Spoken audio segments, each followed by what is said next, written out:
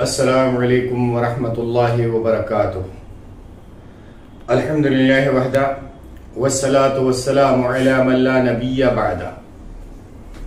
अम्मा बअद, क़ाल अल्लाहु सुब्हानहु व तआला फ़िल क़ुरआनिल मजीद वल फ़ुरक़ानिल हमीद। अऊज़ु बिल्लाहि स्समीइल अलीम मिनश शैतानिर रजीम। बिस्मिल्लाहिर रहमानिर रहीम। अफ़ला यतदब्बरूनल क़ुरआन अम अला क़ुलूबिन अक़फ़ालुहा। वक़ाल रसूलुल्लाहि सल्लल्लाहु अलैहि वसल्लम मन क़ाल फ़िल क़ुरआनि बिराइही फ़लियतबव्वा मक़अदहु मिनन नार औ कमा क़ाल रसूलुल्लाहि सल्लल्लाहु अलैहि वसल्लम।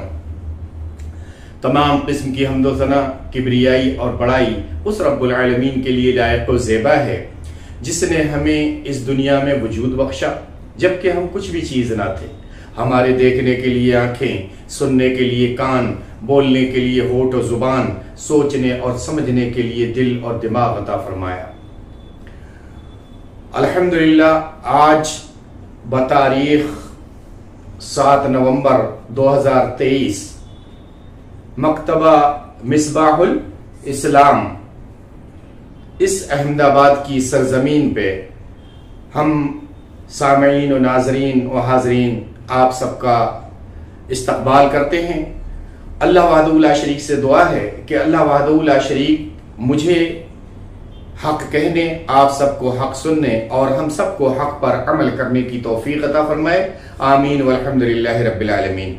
अभी मैंने कुरान करीम की एक छोटी सी आयत तिलावत की है जो हमारा मौजू है वो उसी आयत के ताल्लुक से है कि कुरान करीम पर गौर व फिक्र करना।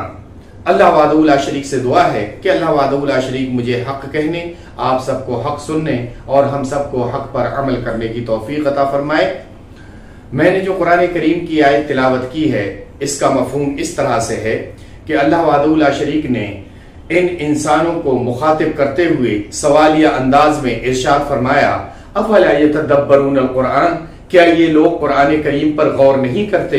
अम अला कुलूबिन अक़फ़ालुहा, या इनके दिलों पर ताले लगे हुए हैं। अल्लाह के बंदो, जो कुरान करीम को पढ़ता है या सुनता है और पढ़ने और सुनने के बावजूद भी इस पर गौर व फिक्र नहीं करता है तो उसका दिल ऐसा रहता है जैसे ताला लगा हुआ। और आप जानते हैं कि ताला लगी हुई चीज किसी के कोई काम नहीं आती है। अगर दुकान पर ताला लग जाए तो वो दुकान किसी के काम की नहीं रहती है। अगर इसी तरह से अगर किसी गाड़ी में ताला लगा हो तो वो गाड़ी खड़ी खड़ी कबाड़ हो जाएगी लेकिन अपने मालिक के काम नहीं आ सकती है। इसी तरह से अगर हमारे दिलों पर ताला लगा हुआ है तो ये हमारा दिल भी वो काम करेगा ही नहीं जिसके लिए ये बनाया गया है। और फिर इस ताला लगे हुए दिल से अगर कोई इबादत की जाएगी तो उस इबादत से हमको वो फायदा मिल नहीं सकता है जिसके लिए वो बनाई गई है। हम लोग नमाजें पढ़ते हैं। इस्लाम की एक सारी खूबियों में एक खूबी ये भी है कि इस्लाम का रिजल्ट जो है बाद में, इम्तिहान बाद में होता है, रिजल्ट पहले ही आ जाता है।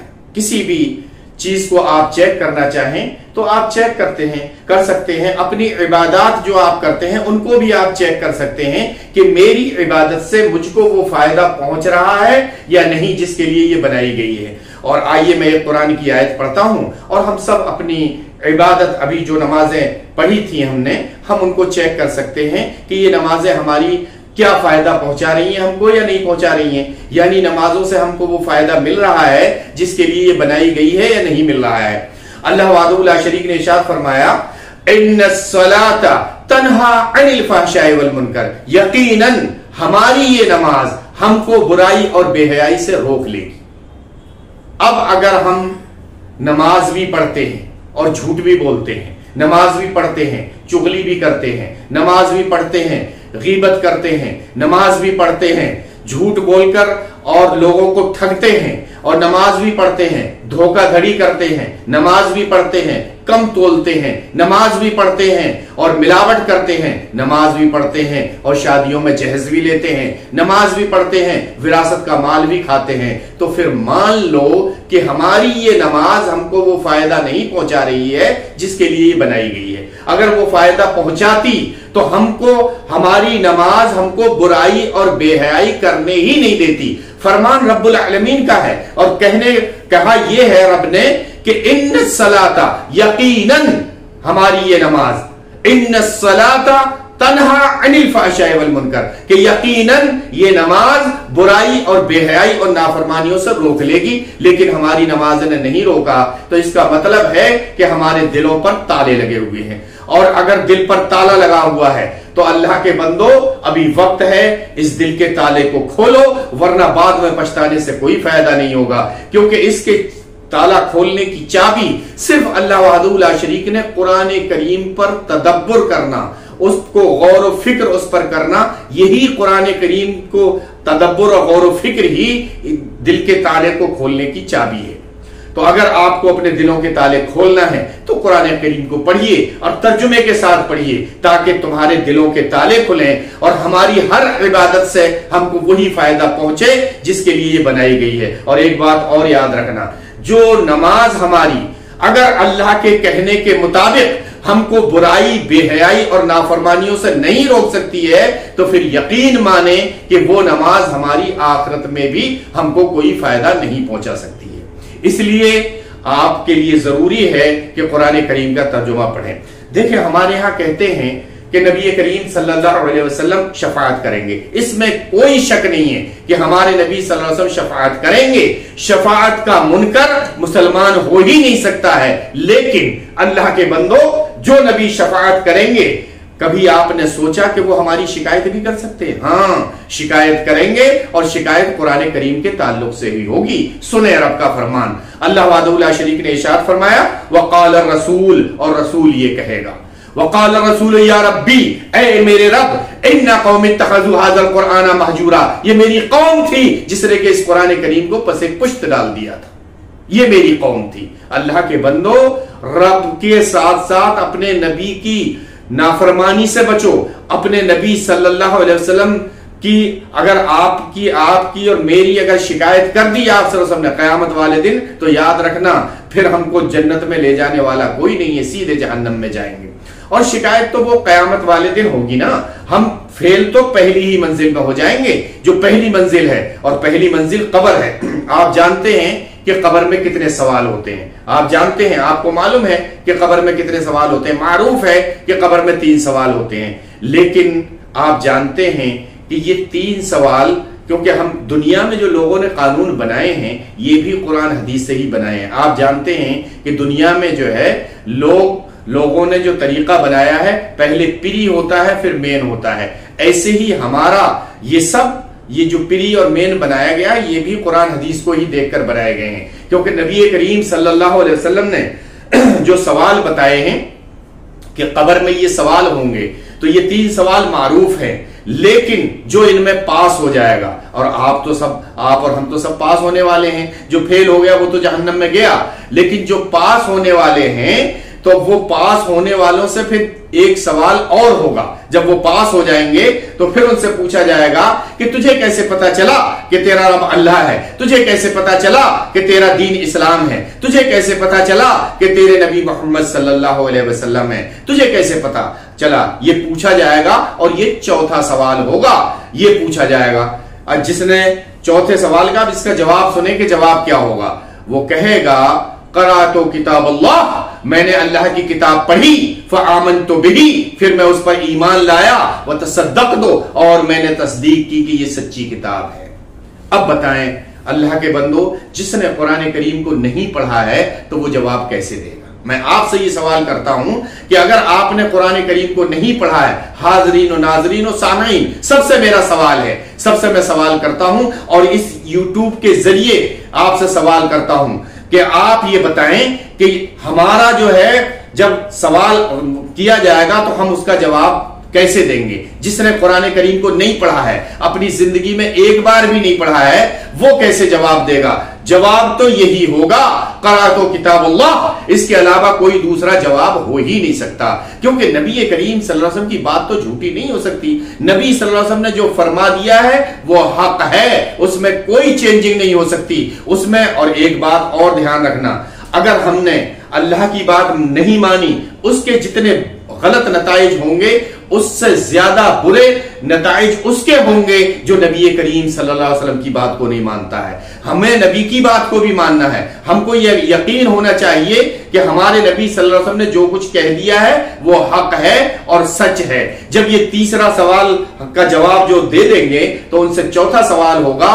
अब वो चौथे सवाल का जवाब जो हमारे नबी सल्लल्लाहु अलैहि वसल्लम ने बताया कि क़राअतु किताब अल्लाह, वो कहेगा कि मैंने अल्लाह की किताब पढ़ी, फ़आमनतु बिही, फिर मैं उस पर ईमान लाया, व तसद्दक़तु, और मैंने तस्दीक की कि ये सच्ची किताब है। अच्छा, कुछ लोग सोचते होंगे कि भाई हम तो पढ़े लिखे नहीं हैं, हम बच जाएंगे इससे। अल्लाह के बंदो, कोई नहीं बच सकता है, क्योंकि आज का जमाना ऐसा है कि जो पढ़े लिखे नहीं हैं वो पढ़े लिखों से ज्यादा तेज हैं।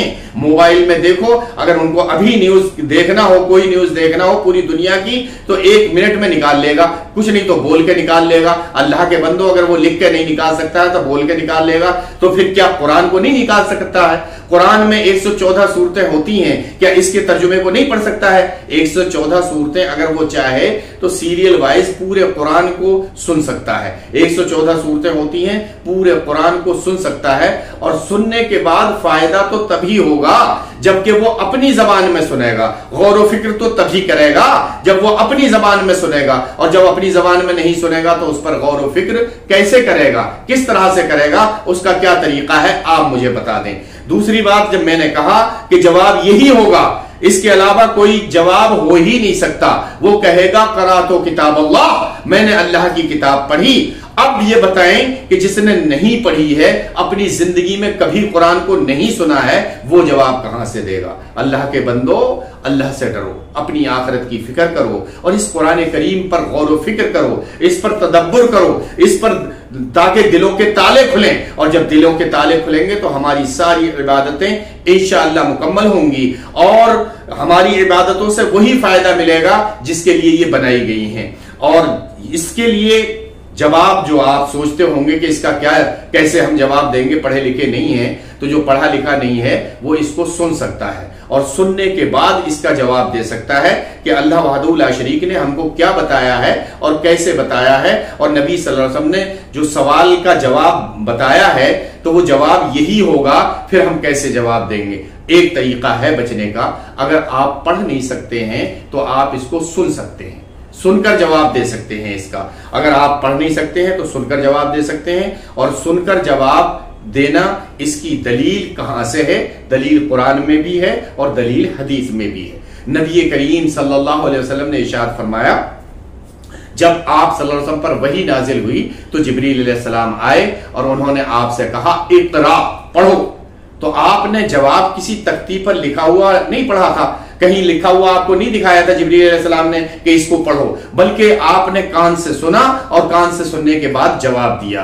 तो आज भी अगर कोई शख्स पढ़ा लिखा नहीं है तो वो सुनकर जवाब दे सकता है, उसका सुनकर जवाब यही होगा, और सुनकर जवाब दे सकता है, और इंशाअल्लाह वो इस मुश्किल परेशानी से और इस सवाल से छुटकारा पा सकता है, और वो कह सकता है क़राअतु किताब अल्लाह। मैं एक आखिरी आयत और आपके सामने रख रहा हूं कि वो तो आखिरत की बात है और कब्र की बात है। दुनिया में सुने कि दुनिया में उसका क्या हाल होगा, जो कुरान करीम से मुंह मोड़ेगा उसका क्या हाल होगा। अल्लाह वहदहू ला शरीक ने इरशाद फरमाया, वमन आरदा अन ज़िक्री फ़इन्न लहू मईशतन दंका, जिस किसी ने हमारे कलाम से मुंह मोड़ा, हम उसकी जिंदगी इस दुनिया में तंग कर देंगे। दुनिया में जिंदगी तंग, बहुत बड़ी दौलत है, शोहरत है, बड़ी इज्जत है, बड़ा ओहदा है, करोड़पति अरबपति हैं, लेकिन जिंदगी तंग है, कुछ खा नहीं सकते, बिना टैबलेट लिए नींद नहीं आ सकती, सो नहीं सकते।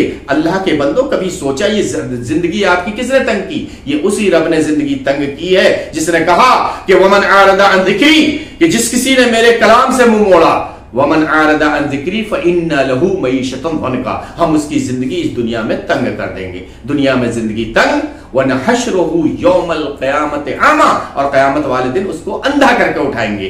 क़ाल रब्बी, वो कहेगा ऐ मेरे रब, लिमा हशरतनी आमा, तूने मुझे क्यों अंधा करके उठाया, वक़द कुन्तु बसीरा, जबकि दुनिया में मैं देखता भालता था। तो रब जो जवाब देगा सुने, रब इरशाद फरमाएगा, क़ाल कज़ालिका आततका आयातुना फ़नसीतहा व कज़ालिका अल-यौम तुनसा, कल जब तेरे सामने अल्लाह का कलाम पढ़ा जा रहा था, तूने उसको भुला दिया, आज हमने तुझे भुला दिया, जा तू अंधा ही रहेगा। अल्लाह अल्लाह वादउला शरीक हम सबको क़यामत वाले दिन के अंधेपन से बचाए। या रब या ज़ल जलाल वल इकराम, जो हमारे भाई कुरान करीम से दूर हैं, अल्लाह उनको कुरान करीम के करीब करने की तौफीक अता फरमा। हम सबको कुरान करीम का तर्जुमा पढ़ने, उस पर अमल करने और दूसरों तक पहुंचाने की तौफीक अता फरमा। या रब, जो हमारे मुशरिक भाई हैं, जो शिरक कर रहे हैं, मुसलमान होने के बावजूद भी बिदअतें कर रहे हैं, ऐ अल्लाह इनको शिरक और बिदअत से तौबा करने की तौफीक अता फरमा। रब्बना तक़ब्बल मिन्ना इन्नका अंतस समीउल अलीम व तुब अलैना इन्नका अंतत तव्वाबुर रहीम। रब्बना आमन्ना बिमा अंज़लता वत्तबअना रसूला फ़क्तुना मअश शाहिदीन व मा अलैना इल्लल बलाग फ़क़द व आखिरु दावाना अनिल हम्दुलिल्लाहि रब्बिल आलमीन। अस्सलामु अलैकुम व रहमतुल्लाहि व बरकातुहू।